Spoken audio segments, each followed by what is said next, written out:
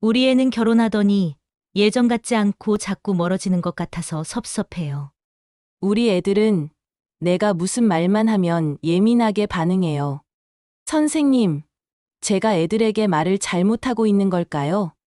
방금 들으신 이야기들. 혹시 여러분도 비슷한 고민을 가지고 계시나요? 실제로 제가 상담하는 부모님들 중 70% 이상이 이런 고민을 토로하십니다. 특히 결혼한 자녀를 둔 부모님들이요.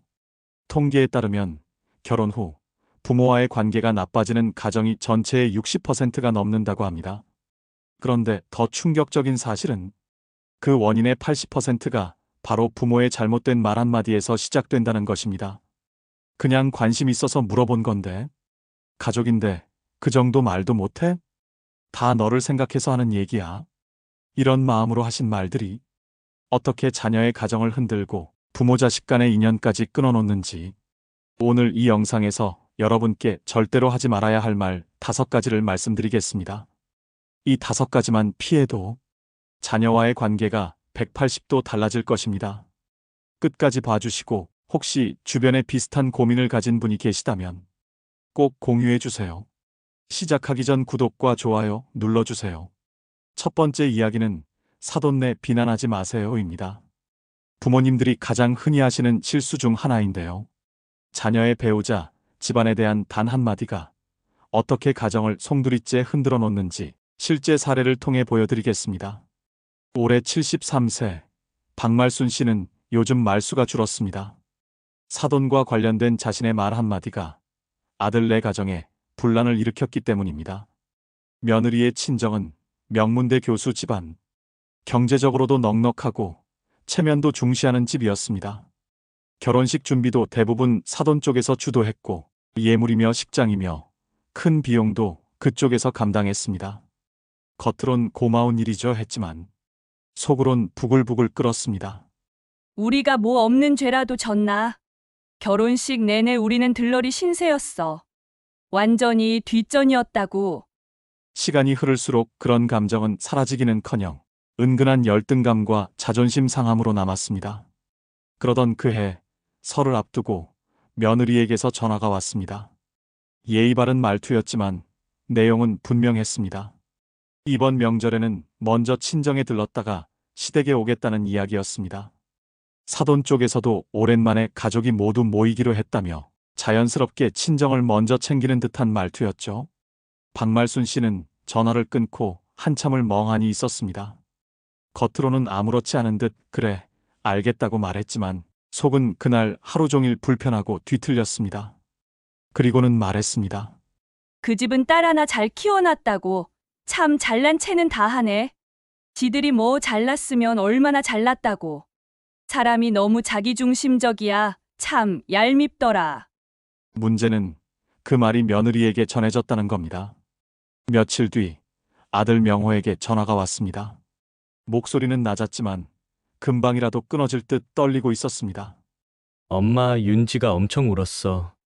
어떻게 엄마가 자기 엄마를 그렇게 얘기할 수 있냐고. 당신 집은 우리 집 무시하는 거냐고. 나보고 왜 가만히 있냐고 하더라고. 박말순 씨는 말문이 막혔습니다. 그게 이렇게까지 될 일인가 싶었지만 이미 상황은 심각하게 흐르고 있었습니다.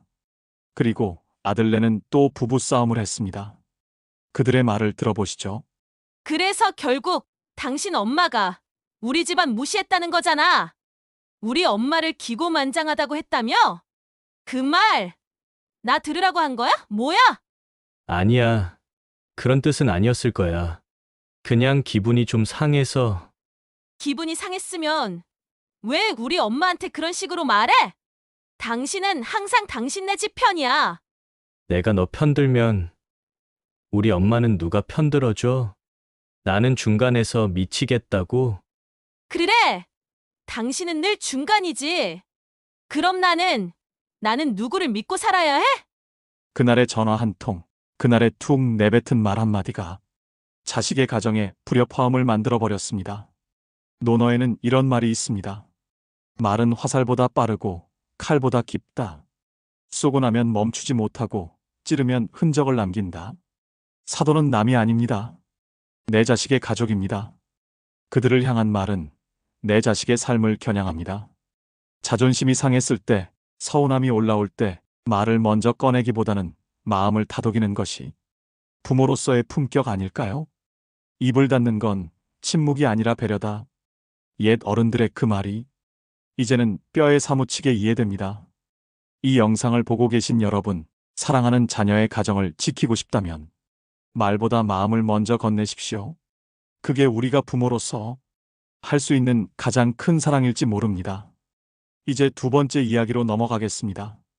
두 번째 이야기는 부부싸움에 끼어들지 마세요입니다. 부모 입장에서 보면 자식 부부가 싸운다는 건 마음 찢어지는 일입니다. 하지만 그 마음이 오히려 자식의 가정을 무너뜨릴 수 있다는 걸 아십니까? 성남에 사는 68세 이경자 씨. 딸에게서 받은 늦은 밤 전화 한 통이 아직도 잊히지 않습니다. 엄마, 나 진짜 못 살 것 같아. 말만 하면 싸워. 나만 당하는 기분이야. 딸의 눈물 섞인 하소연에 이 씨는 한참을 망설이다가 결국 사위에게 전화를 걸었습니다. 김서방, 회식 좀 늦게 들어왔다고 그렇게 화내는 건 아니지 않아? 우리 딸이 너무 힘들어해. 사위는 정중했지만 단호했습니다. 어머니, 죄송한데요. 저희 문제는 저희가 알아서 할게요. 이제는 부모님이 끼어들 일은 아닌 것 같아요. 며칠 뒤 딸 부부는 또 싸웠습니다. 이번엔 사위가 말했습니다. 당신 엄마한테 말했어? 우리가 싸우는 게 왜 거기까지 가냐고. 난 그냥 너무 답답해서 그런 거야. 당신, 나랑 결혼한 거 맞아?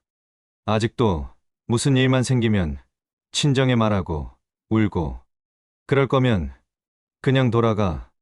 자녀의 부부싸움에 끼어드는 것, 어떤 문제가 생길까요? 네 가지만 말씀드리겠습니다. 첫째, 갈등의 원인이 부모로 바뀝니다. 처음엔 부부간의 다툼이었지만 부모가 개입하면 시댁이 왜 그래? 당신 엄마가 문제야 같은 말로 문제가 옮겨갑니다. 둘째, 자녀의 독립성을 빼앗게 됩니다. 부모가 자꾸 문제를 해결하려 들면 자녀는 스스로 해결하는 능력을 잃습니다. 셋째, 한쪽 편을 들면 관계가 무너집니다. 딸 편을 들어 사위를 탓하거나 아들 편을 들어 며느리를 비난하면 그 부부는 다시 화해하더라도 당신과의 관계는 돌아오기 어렵습니다. 넷째, 화해할 타이밍을 놓칩니다. 부부싸움은 하루 이틀이면 풀릴 일도 많습니다. 하지만 부모가 끼어들면 서로 체면 싸움이 되고 오히려 시간이 갈수록 더 멀어집니다. 이런 말이 오가게 되면 배우자에 대한 신뢰는 물론 결혼 생활 자체가 위태로워집니다. 한 철학자는 이렇게 말했습니다. 모든 간섭은 사랑의 탈을 쓴 폭력일 수 있다. 결혼한 자녀의 부부싸움에 우리가 끼어드는 순간 그 싸움은 단순한 다툼이 아니라 가문 간의 갈등으로 번지게 됩니다. 자녀는 스스로 해결할 기회를 잃고 부모와의 관계마저도 금이 갈 수 있습니다. 사랑하는 여러분, 그 자식이 힘들어도 울어도 가장 현명한 부모는 내가 뭘 도와줄까가 아니라 언제든 들어줄게, 하지만 내가 결정해야 해 라고 말하는 사람입니다. 부부의 문제는 부부가 풀어야 합니다.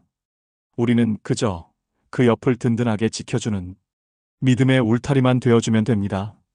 세 번째 이야기는 자녀들에게 재산 물려준다고 말하지 마세요. 재산 문제는 정말 뉴스에도 많이 나오는 이야기입니다. 집중해서 들어보세요. 이 아파트 너희 줄 생각이야. 단 한마디가 행복한 가족을 산산조각 냈습니다. 올해 69세 김정호 씨는 요즘 잠이 오지 않습니다. 아들 부부에게 했던 그 말 때문에 온 가족이 뿔뿔이 흩어져 버렸기 때문입니다. 김 씨는 서울 강남구의 30평 아파트 한 채를 소유하고 있었습니다. 30년 전 신혼 때 대출받아 산 집이었지만 이제는 22억 원이 넘는 가치를 갖게 되었죠. 아들 준석이와 며느리는 결혼 5년 차 전세로 살면서 내 집 마련을 꿈꾸고 있었습니다. 반면 딸 은희는 결혼 후 작은 아파트를 장만해서 자기 집에서 살고 있었습니다. 그런 아들 부부를 보며 김정호 씨는 마음이 짠했습니다. 우리 아들도 이제 집 하나는 있어야 하는데. 그러던 어느 일요일 아들 내외가 놀러 왔을 때 김정호 씨는 은근히 말을 꺼냈습니다. 준서가, 이 아파트 나중에 너희 줄 생각이야. 그러니까 너무 조급하게 집 사려고 하지 마라. 그 순간 아들의 표정이 미묘하게 변했습니다. 기쁜 듯 하면서도 어딘가 부담스러운 기색이 역력했죠. 하지만 진짜 문제는 며칠 뒤에 시작되었습니다. 김정호 씨는 둘째 딸 은희에게도 같은 말을 했습니다. 딸도 알고 있어야 한다는 생각에서였죠. 은희야, 너는 아파트도 있고 해서 아빠가 이 집을 오빠에게 주려고 하는데 너는 어떻게 생각하니? 딸 은희는 즉시 발끈했습니다. 아빠, 그게 무슨 말이에요? 오빠만 집을 받는다고요? 그럼 저는 뭐가 되는 거예요? 아빠, 공평하지 않아요. 같은 자식인데 왜 오빠만 그 비싼 아파트를 받아야 해요? 그날부터 김정호 씨 집안은 전쟁터가 되었습니다. 은희 딸은 남편에게 하소연했고 사위까지 가세했습니다. 장남이라고 해서 모든 걸 다 가져가는 건 옛날 얘기 아닌가요? 요즘 세상에 그런 게 어디 있어요? 형제자매 간의 갈등이 걷잡을 수 없이 커졌습니다. 은희는 오빠 준석이에게 직접 따졌고 준석이는 자신이 요구한 것도 아니라며 억울해했습니다. 결국 준석이는 아버지를 찾아와서 조심스럽게 말했습니다. 은희도 서운해하고 가족들이 다 불편해하니 차라리 자신이 알아서 하겠다고 했습니다. 김정호 씨는 허탈했습니다. 좋은 일을 해주려고 했는데 오히려 가족들이 멀어져 버렸습니다. 내가 뭘 잘못한 거지? 여기서 재산 상속 이야기를 함부로 꺼내면 안 되는 이유를 3가지를 말씀드리겠습니다. 첫째, 자녀들에게 필요 이상의 기대를 하게 합니다. 자녀들이 스스로 노력할 의지를 꺾어버리고 부모에게 의존하는 마음을 키우게 됩니다. 둘째, 형제자매 간 갈등을 유발합니다. 공평하지 않다는 생각이 들면 가족 간의 화합이 깨어집니다. 셋째, 예상치 못한 변수가 생길 수 있습니다. 부모의 건강, 경제 상황의 변화로 약속을 지킬 수 없을 때 더 큰 상처가 됩니다. 맹자에는 이런 말이 있습니다. 부모가 자식에게 진정으로 주어야 할 것은 재산이 아니라 자립할 수 있는 능력이다. 재산은 언젠가 사라질 수 있지만 스스로 살아갈 수 있는 힘은 평생의 자산입니다. 그렇다면 어떻게 해야 할까요?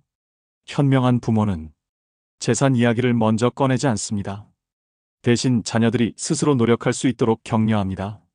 모든 자녀에게 공평한 사랑을 보여줍니다. 한 명만 특별히 챙기지 않습니다. 그리고 기억하세요. 재산 물려준다는 말 없이 돌아가시게 되면 자식들이 알아서 분배하거나 균등한 법적 분할 방법이 있습니다. 괜히 먼저 재산 이야기를 꺼내서 가정에 불화를 일으킬 필요가 없는 것이죠. 무엇보다 중요한 것은 유산을 물려주는 것보다 올바른 가치관을 물려주는 것입니다. 줄 것을 미리 말하지 말고 줄 때가 되면 조용히 주세요. 그것이 가족의 평화를 지키는 가장 지혜로운 방법입니다. 재산은 잠깐이지만 가족의 사랑은 영원합니다. 어떤 것이 더 소중한지 이제 아시겠죠? 4번째 이야기는 자녀들 사생활을 침범하지 마세요입니다. 먼저 어느 엄마의 말을 들어보시죠. 애는 언제 낳을 거야? 너희 결혼한 지 벌써 2년이 다 되어 가는데 62세 이순자 씨는 아들 부부와 함께 저녁을 먹다가 자연스럽게 이 말을 꺼냈습니다. 아들과 며느리는 잠시 침묵했고 며느리가 어색하게 웃으며 아직 준비가 안 됐어요 라고 답했습니다. 이 씨는 그 순간 괜찮다고 생각했습니다. 가족끼리 뭔 말을 못하겠어 라는 마음이었죠. 하지만 그날 이후 며느리는 가족 모임에서 예전만큼 편안해 보이지 않았습니다. 대화도 줄어들고 자주 핸드폰을 보거나 일찍 가자고 말하는 일이 잦아졌죠. 심지어 아들까지도 엄마, 그런 말 좀 하지 마세요라며 불편해했습니다. 그런데 이 씨가 몰랐던 사실이 있었습니다. 며느리는 그때 이미 8개월째 불임 치료를 받고 있었던 것이죠. 매달 병원을 오가며 스트레스를 받고 있던 상황에서 시어머니의 그 한마디는 마치 못을 박는 것 같았다고 나중에 털어놨습니다. 시어머니도 우리를 못마땅해 하시는구나 싶었다는 거죠. 한 달 후 이 씨는 또 다른 실수를 범했습니다. 요즘 전세금이 많이 올랐다면서? 너희는 집은 언제 살 거니? 아들이 즉석에서 엄마 그런 얘기 그만해요라며 불쾌해했지만 이미 늦었습니다. 결국 몇 달 후 아들 부부는 명절에도 잠깐 들렀다가 금세 나가는 일이 일어났습니다. 며느리는 아예 몸이 안 좋다며 오지 않는 날들이 늘어났죠. 왜 그랬을까요? 혹시 여러분도 이런 생각을 해보신 적 있나요? 우리 가족인데 이 정도 관심은 당연한 거 아닌가? 아이는 빨리 낳는 게 좋은 거 아니야? 집도 빨리 사야 하는 거 아닌가? 이런 마음 충분히 이해됩니다. 자녀의 행복을 바라는 부모의 마음은 너무나 당연하고 아름다운 것이니까요. 더군다나 요즘처럼 출산율이 떨어지고 집값이 비싼 시대에는 더욱 걱정이 앞설 수밖에 없죠. 하지만 여기서 중요한 사실 하나를 말씀드려야겠습니다. 부모의 관심이 자녀에게는 압박으로 다가올 수 있다는 것입니다.